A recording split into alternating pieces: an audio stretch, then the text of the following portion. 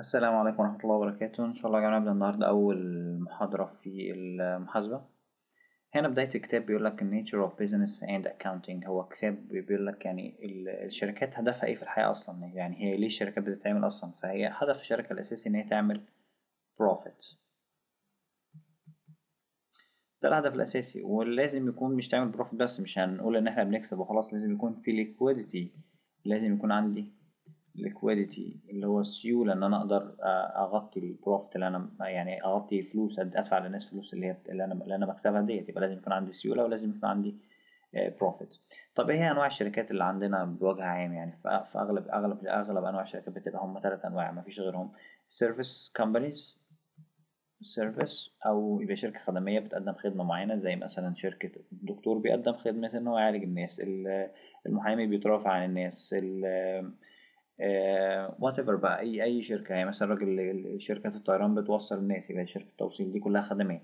في هنا merchandising، التاني نوع اللي هو merchandising. المرشندايزنج هنا الشركات اللي هي بتجيب منتج متصنع جاهز وتبدأ تبيعه عندها في البلد بتاعتها. يعني شركة مثلا بتجيب منتج متصنع، ما بتصنعش هي لكن بتبيع بس مش أكتر، فهي ما بتعملش أكتر من كده. تالت نوع اللي هو بيصنع بقى نفسه، اللي هو المصانع، المانيفاكتشرنج. طيب يبقى هنا عندنا ثلاث انواع. يبقى عرفنا ان هي هدف الشركه الاساسي انها تعمل بروفيت، ولازم يكون عندها ليكويديتي انها تدفع سيوله للناس اللي بتستثمر فلوسها عندها في الشركه. وتاني حاجه لازم عرفنا انواع الشركات، عندنا ثلاث انواع من الشركات. طيب التايب اوف يوزرز، قلنا ان احنا بنعمل معلومات، ان المحاسب بيعمل معلومات. طيب انواع المعلومات ديت ايه، اللي هو او المستخدمين اللي بيستخدموا المعلومات ديت؟ قلنا ان في internal users.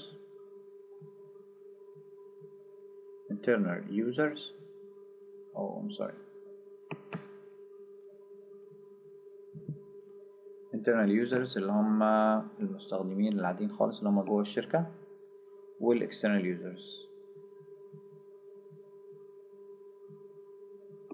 الانترنال يوزرز اللي هم الناس جوه الشركة، زي المدير، زي العمال اللي جوه، زي اي حد جوه الشركة، هو دوت يعتبر انترنال يوزر. اكسترنال يوزر بقى ناس بره الشركة، خارج الشركة خالص، بيبدأوا هم يستخدموا المعلومات. يبقى المعلومات اللي انا بنتجها للمحاسب بينتجها، سواء كانت الشركة خدمية أو صناعية أو تجارية. ببدأ في ناس بتستخدم المعلومات ديت، ناس جوه الشركة وناس خارج الشركة. الناس دي بتعمل قرار، هي دي اللي بتتخذ القرار بناء على المعلومات بتاعتي ديت.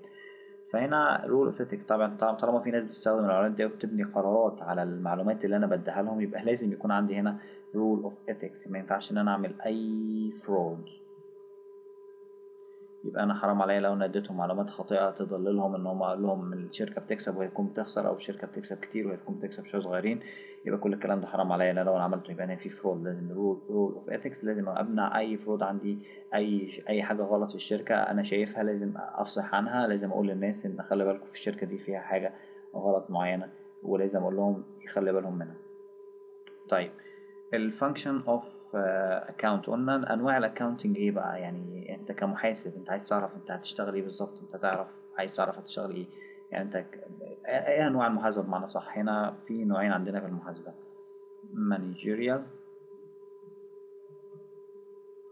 managerial accounting، وعندنا financial accounting. المحاسب الإداري دوت دايما بيطلع معلومات جوه الشركة للناس داخل الشركة، إنما المحاسب المالي بيطلع معلومات للناس بره الشركة. يبقى هنا زي ما قلنا قبل كده، يبقى عندنا هنا قلنا إن في external user وفي internal users. مين اللي بيطلع المعلومات ديت للexternal users؟ مين اللي بيخرج المعلومات للexternal users؟ هيكون أكيد اللي هو المحاسب المالي، financial accounting. طب مين اللي بيدي الاكسترنال سوري معلش، هنا الانترنال يوزرز يبقى اكيد مين؟ الانترنال يوزرز اكيد هيكون اللي هو الانترنال يوزرز المستخدمين اللي جوه الشركه. يبقى مانجيريال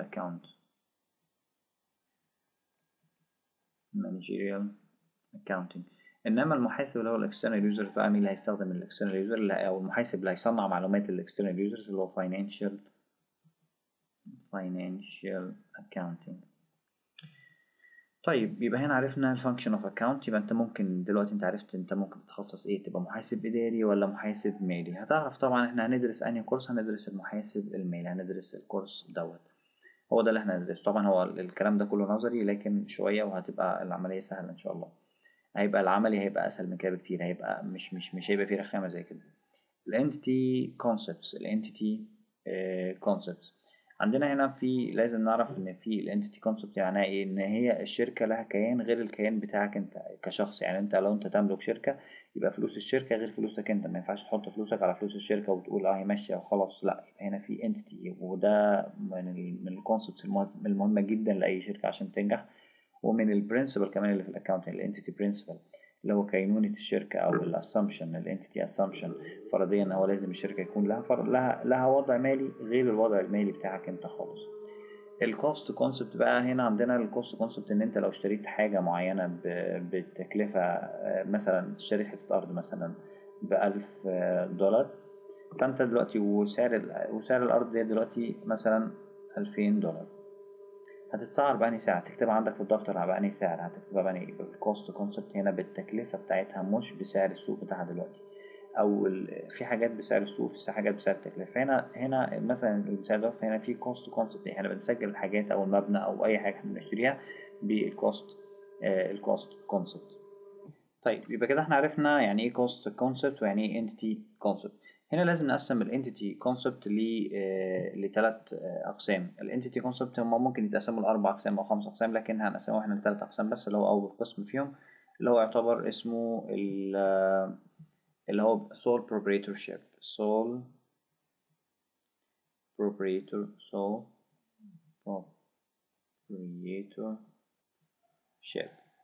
ديت معناها ان شركة واحد بس اللي صاحب الشركة، واحد بس هو صاحب الشركة دوت، بنسميه sole proprietorship، يعني فردي، شركة فردية، هو واحد بس اللي ماسكها. وتاني نوع اللي هو partnership. partnership يعني أكتر من واحد ماسك الشركة، أو أكتر من واحد بيدير الشركة، أو أكتر من واحد صاحب شركة. يعني هم مجموعة من الناس، من 3 ل9 مثلا يبقى كده، أو من 2 ل9 يبقى هنا كده partnership، اسمها partnership. يبقى دول ملاك الشركة، أصحاب الشركة يعني. آخر حاجة اسمها اللي هي اللي احنا هناخدها زي ما قلنا الcorporation. كوربريشن. الكوربريشن اللي هي الشركات المساهمة اللي بتبقى ملاكها بيبقوا كتير جدا، عددهم ممكن ما يتعسروش، ممكن كل واحد يبقى كل يوم جديد مالك. فهنا بتبقى شركات في البورصة أسهمها. لو جينا نتكلم عنها بشكل بسيط بس عشان نبقى نعرفها، هنا دي الشركة بتاعت الكوربريشن. لو احنا جينا نقسم الشركة ديت لأقسام كده، هنا أنا ممكن أشتري الجزء ده النهاردة وأبيعه بكرة عادي جدا. انت تبقى صاحب شركة كوربريشن. انت لو رحت البورصة قلت لهم عايز اخد جزء من شركة جنرال موتور، دي مثلا شركة جنرال موتور، عايز اشتري جزء من شركة او سهم واحد، ممكن الشركة يبقى فيها اكتر من مليون سهم، وممكن تبقى فيها اكتر من 10 مليون سهم whatever يعني. فهنا انت عندك على حسب الشركة. فانت بتشوف انت ممكن لو انت خدت سهم واحد بس فيها، جزء صغير فيها، سهم واحد بس من الشركة دي، يبقى انت مالك في الشركة دي. وبتاخد من الشركة حاجة اسمها ديفيدند أو توزيع أرباح. بتاخد من الشركة حاجة اسمها ديفيدند، توزيع أرباح. لما تيجي بعد كده لو الشركة كسبانة وهتوزع أرباح، بتاخد حاجة اسمها ديفيدند. فهي دي اسمها كوربريشن. انت اي حد بيبقى مالك للشركه، مش بارتنر ولا سول بروبريتور. يبقى احنا عرفنا يعني ايه كوربريشن ويعني ايه بارتنر ويعني ايه سول بروبريتور. طب هنا سول بروبريتور في حاجه اسمها ممكن withdrawal، لما تيجي تسحب فلوس يبقى اسمها withdraw. نفس الكلام في السول بروبريتورشيب. يبقى هنا الانتيتي كونسول لازم نفصل ما بين الملاك وما بين الشركه. هو انت مالك الشركه، لكن مش معنى كده ان انت تاخد فلوس وخلاص، لا. لما تسحب فلوس يبقى اسمها withdrawal، لما تحط فلوس يبقى اسمها investment. يبقى هنا عرفنا withdrawal يعني بنسحب فلوس لبارتنر او سول بروبريتورشيب، انما الكوربريشن بتاخد حاجه اسمها ديفيدند، بتاخد توزيع ارباح، اسمها ديفيدند يعني توزيع ارباح. طيب هنا ما ينفعش نحط اي قوانين، مش كل شركه هتمشي بمزاجها، هتدي انفورميشن على مزاجها وبشكلها المعين وبشكل معين، لا. فهنا قال لك لازم كل شركه تتبع، كل الشركات مع بعض تتبع الجاب. General Accepted Account Principle. الجاب دي عباره عن قوانين في المنظمه بتاعه الفاسب والسكيورتي اكسشينج كوميشن مع بعض بينظموا قوانين وسموها الجاب. الجاب ديت هي القوانين اللي بتمشي عليها كل المحاسبين وكل الناس اللي في الحسابات بيمشوا عليها. لازم يمشوا برنسبل، مبادئ بتمشي عليها. مين اللي بيحط المبادئ ديت؟ منظمة الفاسب والسيكوريتي اكسشينج كوميشن والفاينانشال اكاونتنج ستاندرد بورد، فاينانشال اكاونتنج ستاندرد بورد وسيكوريتي اكسشينج كوميشن. الجاب اللي اسمها Generally Accepted Accounting Principle دي بالنسبة للولايات المتحدة الأمريكية، دي في أمريكا بس الكلام ده. طيب على مستوى العالم اللي زي الجاب بالظبط أو اللي اسمها IFRS، وال IFRS دي عبارة عن ال Financial International Financial Reporting Standard، المبادئ نفس القوانين نفس زي القوانين بالظبط.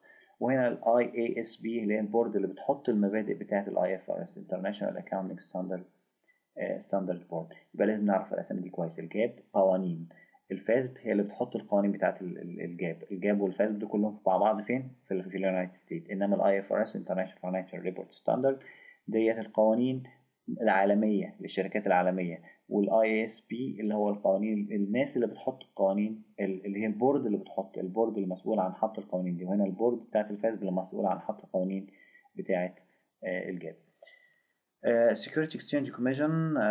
طيب هنا what exactly business do، هو البيزنس اصلا بيعمل ايه اساسا، يعني هو وظيفته ايه في الحياة، او البيزنس عايز يعمل ايه بالظبط. يعني انت مثلا صاحب شركة دلوقتي، هدفك ايه؟ انك تعمل profitability.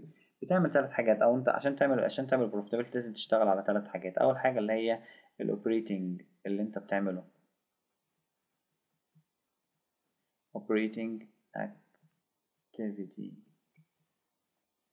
طيب اوبريتنج اكتيفيتي، بعد كده بعد الاوبريتنج، يعني الاوبريتنج على الحاجه اللي انت بتعملها اصلا. هل انت مثلا بتصلح عربيات؟ هل انت مثلا بتوصل ناس يبقى دليفري؟ هل انت بتعمل مطعم؟ يبقى انت ده الاوبريتنج، الشغل بتاعك الاساسي. وبتعمل انفستنج احيانا معاك شويه فلوس ما هياش زياده عندك ومش عارف تعمل بيها ايه، فانت بتروح تعمل investing activity. طيب وبعد كده ممكن معاك فلوس تانية او مش معاك فلوس بقى، بتعمل فاينانسنج. لو انت محتاج فلوس بتبدأ تعمل فاينانسنج اكتيفيتي. يبقى هنا الشركة بتعمل 3 حاجات. الاوبريتنج الشغل الاساسي بتاعها اللي هي موجودة اصلا عشان تنتجه او عشان تصنعه او عشان تقدم خدمة معينة. والانفستنج هي بتبدأ تستثمر الفلوس الزيادة عندها، بتبدأ تستثمر وفي الاخر او تبيع استثمار من عندها. مش شرط تستثمر تشتري، يعني ممكن هي تبيع ارض عندها ملهاش لازمة، ارض مش عارف اشتريتها عشان تبيع بعد كده فلوس زيادة عندها وكده. فاينانس اكتيفيتي لو انا محتاج فلوس ازود راس المال، الكلام ده كله يبقى هنا اسمها فاينانسنج اكتيفيتي. يبقى لازم نفرق ما بين الثلاثه، اوبريتنج وانفستنج وفاينانشال اكتيفيتي. دي الفانكشن بتاعت اي منظمه موجوده في الدنيا. يبقى احنا كده اتكلمنا بشكل عام عن اللي بيحصل بالظبط يعني انت لو انت كشركه بتبدا تصنع ازاي، النيتشر اوف بزنس بتبدا بروفيت، تبقى هدفها الاساسي ان هي تعمل بروفيت او تعمل ليكويديتي، ان احنا يبقى معانا فلوس نسدد. طيب البيزنس عرفنا ان في سيرفيس ومرشندايزنج ومانيفاكتشرنج. طيب اوف يوزرز عرفنا ان في انترنال يوزر وفي اكسترنال يوزرز. دولت الانترنال يوزرز بيستخدموا مانجيريال اكونت، المحاسب الاداري هو اللي بيقدم لهم المعلومات. الاكسترنال يوزرز المحاسب المالي هو اللي بيقدم لهم المعلومات. رول اوف اثكس لازم نبعد عن الفرود، اي مشكله هتخص الفرود لازم نبعد عنها. في فانكشن اوف اكاونتنج اللي هي المانجيريال اكاونتنج والفاينانشال اكاونتنج. عرفنا اللي هو الفانكشن او التصنيف المحاسبه اللي عرفنا ان المانجيريال والفاينانشال. احنا قلنا هنتكلم دلوقتي عن الفاينانشال، ما ينفعش انك تخش في المانجيريال من غير ما تكون فاهم فاينانشال.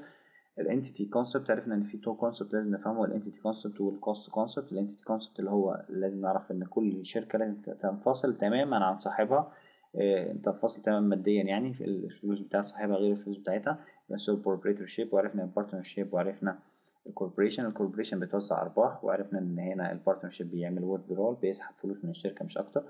الكوست كونسبت ان احنا بنسجل الحاجات بالتكلفه التاريخيه. لو احنا اشترينا ارض تكلفتها 1000 جنيه، ما ينفعش ان احنا لو سعرها في السوق بقى مليون جنيه لازم نسجلها برضو بال1000 جنيه، وده عيب من عيوب المحاسبه، لكن لازم نعمل كده. عرفنا ان الحاجات اللي هي القوانين بتنزل، مين اللي بينزل القوانين وايه هي القوانين اسمها جاب، والقوانين اللي بتنزلها البورد اسمها فاسب. وفي العالم IFRS والاي اس بي. طيب البيزنس بيعمل ايه بالظبط؟ بيعمل اوبريتنج وانفستنج وفاينانسنج اكتيفيتي. هو طبعا المحاضره بس كلها نظري، المره الجايه ان شاء الله هنبدا في العملي، لكن هو ده اللي لازم تكون فاهم الحاجات الاساسيه ديت عن المحاسبه. بكده نكون خلصنا اول محاضره. لازم تشوف الاسئله ديت بقى، لازم تحاول تحلها. ادي اول سؤال example exercise 1. لازم تحاول تقرا الكلام ده وتشوف هتكتبها باي تكلفه من اللي هو مديها لك. هنا هتوصل الحاجة اللي هنا واللي موجودة هنا ديت بالحاجات ديت. طبعا أنا مش هترجم، المفروض إن أنت تحاول بقى تترجم وتتعلم إنك تترجم إزاي علشان تقدر تتعلم أكتر. هنا ديت هتوصل كل حاجة واحدة من ديت والمرة وبديت. هنا نفس الكلام، هتبدأ توصل هنا بالانترنال يوزر والاكسترنال يوزرز، لازم تشوف الكلام ده برضو. هنا كمان لازم توصل الحاجات ديت. طبعا في حاجات احنا مقلناهاش المفروض هتفهمها من لما تقرا الكتاب، هي حاجات مش متعتبرش مهمة أوي. يعني مثلا زي مثلا management appointed by board of director، مين اللي لازم تكون الإدارة board of director، يعني مش مدير واحد ولا اتنين ولا الكلام ده، تبقى corporation أكيد. ال most numerous but usually small in size، أكتر عدد لكن حجمها صغير. ال partnership اللي هي ال sole proprietorship عفوا، اللي هو الفردي. biggest segment of the economy، أكبر حجم في الاقتصاد كله، اللي هو sole proprietorship أكيد طبعا، لأنه 70% تقريبا. لما تقرا الكتاب هتعرف الكلام ده كله يعني. طبعا لو معرفتش تحل أي سؤال ابقى ابعتلي على الإيميل وأنا هبقى أبعتلك الإجابة، لأن مش هينفع أحطها على الفيديو، فأنت حاول تحلها لوحدك، تترجم بعد ما تقرا الكتاب. زي ما قلنا احنا خلصنا دلوقتي من أول صفحة لحد صفحة رقم 9، خلصنا لحد صفحة رقم 9. أشوفكم إن شاء الله في الفيديو اللي بعد كده.